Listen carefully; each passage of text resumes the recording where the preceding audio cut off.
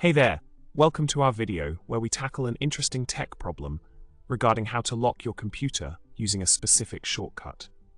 The problem at hand involves needing to disable the winKey locking function in Windows and find an alternative method for locking the computer.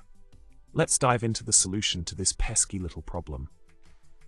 Now, let's talk about the solution.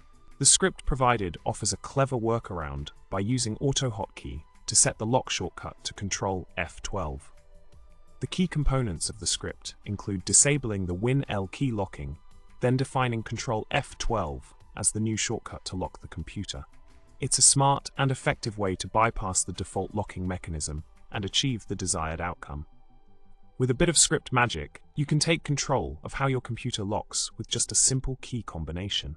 In summary, we've explored a nifty solution to a common problem many Windows users encounter when trying to customize their computer's lock functionality. By using the AutoHotkey script provided, you can redefine the lock shortcut to suit your preferences. We hope you found this video helpful and informative.